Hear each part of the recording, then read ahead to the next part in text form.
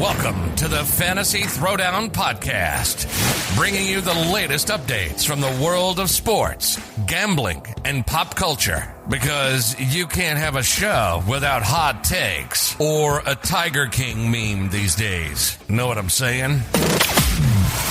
Now, with over 200 episodes and ready to get after it again, here's your host, Dwayne Callender. Hello and welcome to the show, everyone. Got a bit to talk about. Just quick updates on March Madness, and just wanted to talk about briefly the news, and we'll get into this later on, but the new NFL deal reached where Amazon is getting a bigger piece of the pie in terms of content with hosting Thursday Night Football exclusively, and ESPN Plus being the new winner of what amounts to NFL Sunday Ticket.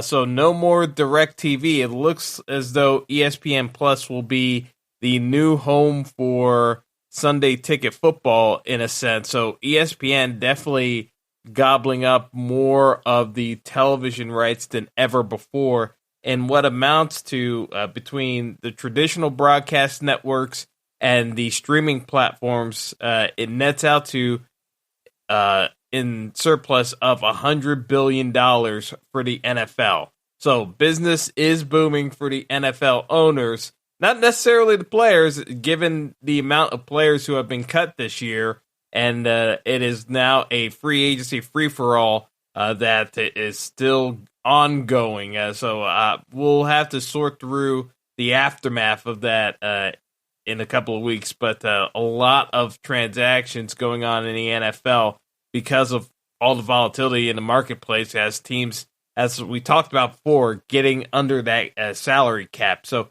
more to come, certainly, because teams have to get their salary cap situation squared away by today. So you're going to hear some more news of either guys restructuring their contracts or just cutting guys outright. So still more to come on that front.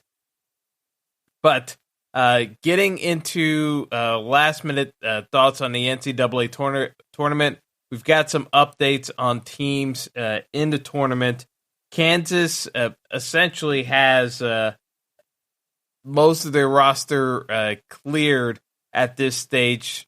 Head coach Bill Self said basically all their players will be in uniform for Saturday, so it looks as though Kansas did dodge a bullet by not having any players out for the first round and kind of going into the weekend as well. So it looks like they'll have their full complement of players. So, based off of where I kind of had Kansas ranked, I'll still have some shares of them making deeper runs in the tournament, given their talent overall. A team that's not so fortunate would be Georgia Tech. Their star player, Moses Wright, is going to miss their first-round matchup against Loyola Chicago. I mean, the problem is that Wright is the ACC Player of the Year for the Yellow Jackets, and a big reason why they won the ACC tournament. So not having Wright puts Georgia Tech at a significant disadvantage against Loyola Chicago. It's not to say they can't win the matchup against Loyola Chicago, but Loyola Chicago should be justly favored as they already were entering the matchup. But it becomes a much more winnable matchup, and I would be far more confident in Loyola Chicago getting a win there. So I'm definitely kind of fading my shares of Georgia Tech overall in my brackets, and just kind of going more towards Loyola Chicago, especially if you're in brackets where it's either the round plus the seed or the round times the seed number. Now we're getting into territory where it's too much swinging in favor of one side. That kind of splitting up your brackets is less conducive. So while, yeah, you can still pick Georgia Tech to be a little bit different, I wouldn't recommend doing so because I think the matchup really does favor Loyola Chicago at this point without Moses Wright in the lineup for Georgia Tech. So that's where I'm kind of leaning towards. And the other question mark that we still have for the tournament is Virginia. So basically, the situation with Virginia is they're traveling to Indianapolis today, Friday, and they are going to have to be tested on Saturday before their first round game against Ohio. So basically, we're doing day of to see if Virginia is going to be cleared from a testing perspective. So we're still not going to know anything today. It's going to have to wait until tomorrow afternoon. So what's the scenario if for some reason Virginia has a massive outbreak? Louisville would be that next team that gets in and slotted in instead of Virginia. So I realize this carries some risk for playing Virginia. So if you're risk averse, you are free to start shifting your exposure to Virginia. But, this is kind of the lay of the land. Once the tournament starts, there's not going to be any substitute teams coming in. So basically, Virginia is the last domino. If something goes awry tomorrow, then you're going to see Louisville slot in. But outside of that, Virginia is coming to the tournament, and that's going to round out the field. But as it stands, this should be a very interesting tournament, to say the least. As I said, because of the lack of crowds, you're going to see some variance with not having the home court advantage in some of the earlier regional rounds.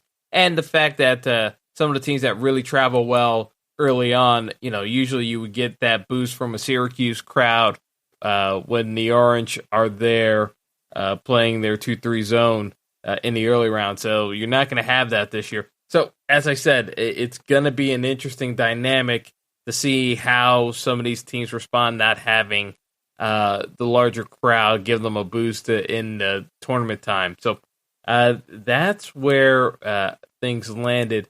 In terms of things to kind of look out for today, you got a tight matchup between Florida and Virginia Tech. I would still give a slight lean to Florida overall. And in terms of things to kind of look at, Baylor versus Hartford. Not because Hartford has a chance of pulling off an upset against Baylor, but you kind of want to see if Baylor's defense picks up to where they could be.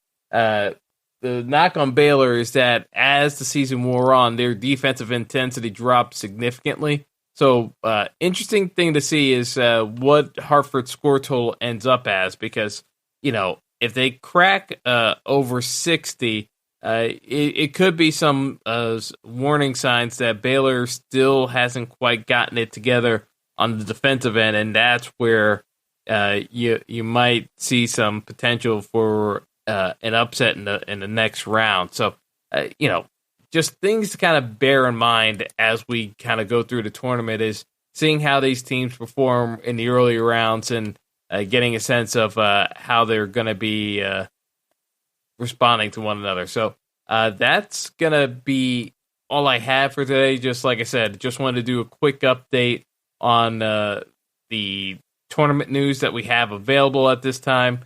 But as I said, it should be an interesting tournament. The Midwest region, I believe, is probably going to determine a number of these brackets.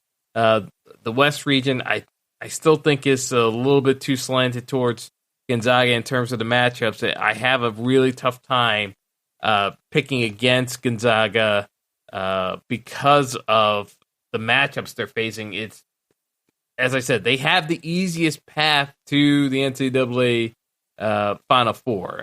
It could be famous last words, I know, saying that, because you never know what can happen in a tournament, and especially this year, some of the randomness that could happen. But it is one of the more favorable ways to get into the Final Four compared to prior years. It's harder for me to see the landmines, if you will, in this year's tournament based off of some of the matchups I'm seeing and potential matchups I'm seeing down the road. So that's going to do it for me. But good luck, everyone, and enjoy the tournament. Thanks for listening to the Fantasy Throwdown Podcast. Be sure to like and subscribe to the show on Apple Podcasts, Google Podcasts, and all other major outlets.